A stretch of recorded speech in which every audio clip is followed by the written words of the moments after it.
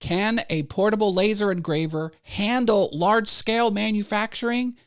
And by large-scale manufacturing, I mean make 42 Christmas ornaments made up of an individual 378 pieces?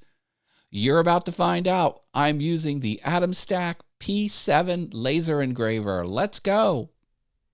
Here are all the pieces ready to go. I'm giving away the downloadable files for free. Link is in the description. You get SVG and Adobe Illustrator versions.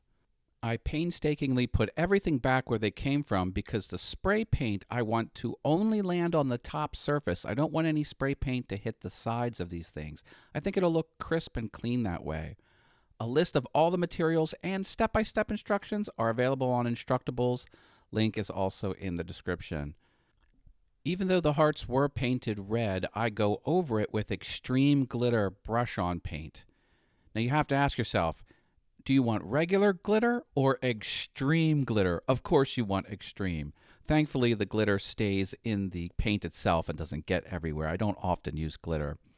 Please subscribe, and if you have been subscribed, double check it. YouTube occasionally unsubscribes people. I don't know why that happens, but you'll get more of my awesome videos if you subscribe.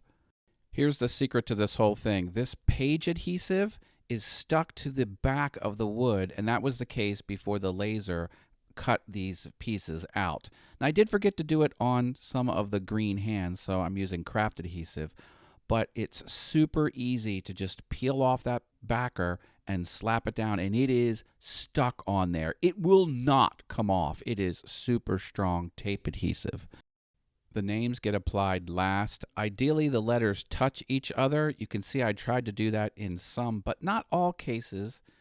And it's just a matter of removing the wax paper off the back. Sometimes I use an X-Acto knife to help get it going, and then you just stick it on. It's that easy. It will never come off. These hangers go on last, super easy. They just click in, and you are done. I did also put a little personalization on the back with the year. I like to have the year on Christmas ornaments. I think that's a nice touch. These make great gifts. Get all the downloadable files and check out the instructions on Instructables. Drop me a big old like. Thanks, Internet.